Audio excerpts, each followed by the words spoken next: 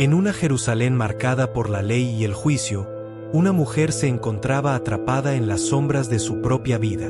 Su historia, aunque olvidada por muchos, es un testimonio de la lucha por la aceptación y el amor en un mundo que condena. Mi nombre es Lía. Desde pequeña, aprendí que las mujeres eran vistas como objetos, como propiedades que debían ser controladas. Crecí en un hogar donde el amor era un lujo que nunca conocí. Mi matrimonio fue un reflejo de eso, un hombre que me miraba con desdén, que nunca vio más allá de mi rol como esposa. En mi corazón, había un anhelo profundo de ser amada y de ser vista. Cada día, me despertaba sintiendo el peso de la soledad, como si una sombra oscura me siguiera a todas partes. Mis sueños de amor y felicidad se desvanecían en la rutina de la vida diaria. La gente me miraba con desprecio, y yo me sentía invisible. La vida se convirtió en una serie de días grises, donde la esperanza parecía un lujo inalcanzable. Sin embargo, en lo más profundo de mi ser, había una chispa de deseo por algo más, algo que me liberara de esta prisión emocional. Anhelaba ser vista, ser amada, y esa búsqueda me llevaría a tomar decisiones que cambiarían mi vida para siempre. En medio de la opresión, el deseo de amor puede llevar a decisiones peligrosas. Lía, buscando escapar de su soledad, se encontró con un hombre que prometía lo que nunca había tenido. Fue en el bullicioso mercado donde conocí a Elián, un mercader de Damasco. Me hablaba con dulzura, y en sus ojos vi un destello de esperanza. Me dejé llevar por sus palabras, por la ilusión de un amor que me liberaría de mi prisión. Cada encuentro con él era un respiro de aire fresco en un mundo que me asfixiaba.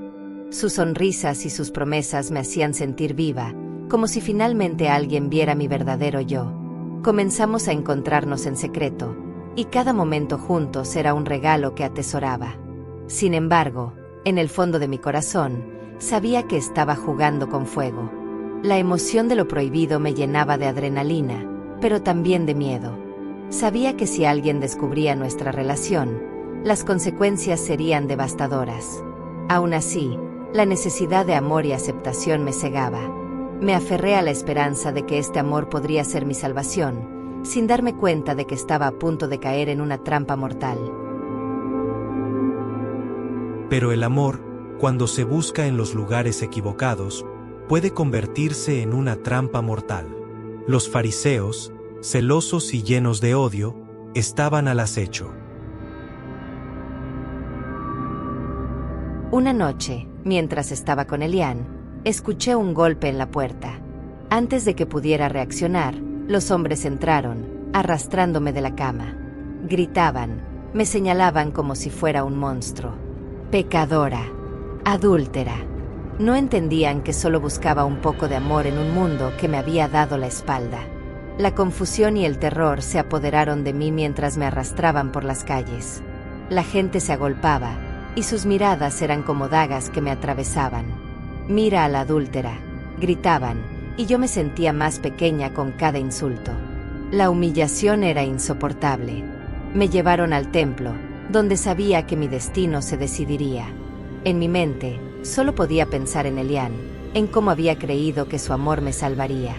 Pero ahora, estaba atrapada en una red de odio y juicio, y la realidad de mi situación comenzaba a hundirse en mi pecho como una piedra pesada. La desesperación me envolvía, y la esperanza se desvanecía rápidamente. Lía fue llevada a la plaza del templo, donde la multitud se agolpaba, ansiosa por ver el espectáculo. Los fariseos la empujaron hacia el centro, donde Jesús enseñaba a sus seguidores. Me arrastraron por las calles, sintiendo el desprecio de la gente. Mira a la adúltera, gritaban. Me sentía como un animal, expuesta y vulnerable. Cuando llegué al templo, vi a Jesús. Su mirada era diferente. No había juicio en sus ojos, solo compasión. En medio de la multitud, me sentí completamente sola, como si el mundo se hubiera desvanecido a mi alrededor. Los fariseos me empujaron hacia el centro, y el murmullo de la gente se convirtió en un rugido ensordecedor. Mi corazón latía con fuerza mientras esperaba el veredicto. Sabía que la ley era clara, el castigo para una mujer como yo era la muerte. Pero en ese momento, cuando vi a Jesús, sentí una chispa de esperanza. ¿Podría ser que Él viera algo en mí que los demás no podían? ¿Podría ser que, a pesar de mis pecados, hubiera una oportunidad de redención? Los fariseos, con corazones llenos de odio, presentaron a Lía ante Jesús, esperando que él se alineara con la ley de Moisés. Maestro, esta mujer ha sido sorprendida en el acto de adulterio. Moisés ordenó que tales mujeres sean apedreadas. ¿Tú qué dices? El silencio era ensordecedor. Miré a Jesús, esperando su respuesta. ¿Me condenaría como los demás? ¿O vería más allá de mi pecado? En ese momento, sentí que mi vida pendía de un hilo. La multitud contenía la respiración, y el peso de sus miradas me aplastaba. La acusación resonaba en mis oídos como un eco aterrador. Pecadora, adúltera. Las palabras se repetían en mi mente, y la desesperación se apoderaba de mí. Sabía que la ley era clara, y que el castigo era inminente. Pero, al mismo tiempo, había una pequeña chispa de esperanza en mi corazón. ¿Podría este hombre, este maestro, tener la respuesta que cambiaría mi destino? La tensión en el aire era palpable, y el miedo se mezclaba con la esperanza mientras esperaba su veredicto. En lugar de responder de inmediato, Jesús se inclinó y comenzó a escribir en el polvo. La multitud contenía la respiración, esperando su veredicto. Vi cómo sus dedos trazaban líneas en la tierra. ¿Qué estaba escribiendo? ¿Mis pecados? ¿Mis errores? ¿O tal vez estaba escribiendo una nueva historia para mí? La multitud murmuraba, y el peso de sus miradas me aplastaba. Cada segundo se sentía como una eternidad. La incertidumbre me consumía, y la pregunta de qué haría él me llenaba de temor.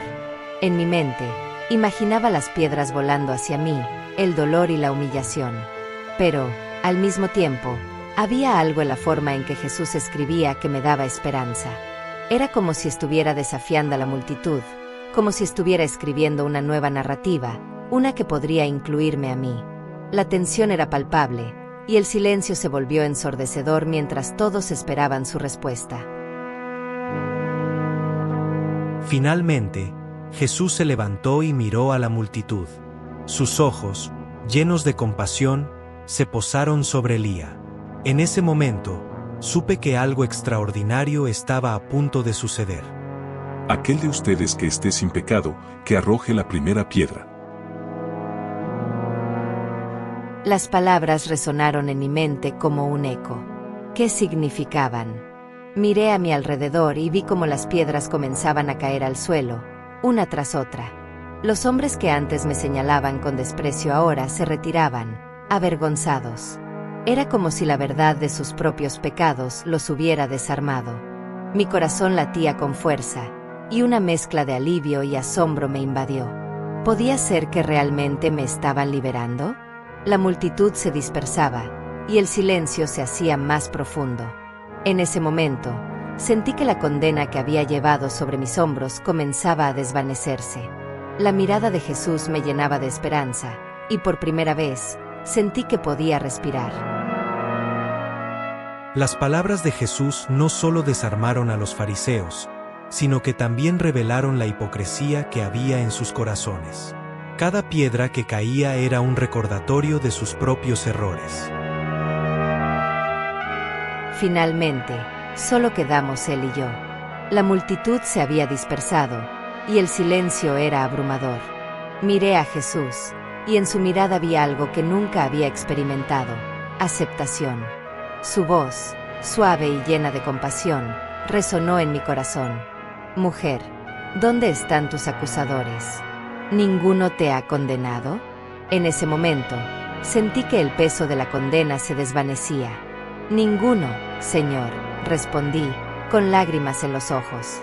La liberación que sentí fue indescriptible. No solo había escapado de la muerte, sino que también había encontrado un nuevo propósito. La gracia que me ofrecía era un regalo que nunca había esperado, y en ese instante, supe que mi vida estaba a punto de cambiar para siempre. En ese momento, la gracia se hizo palpable.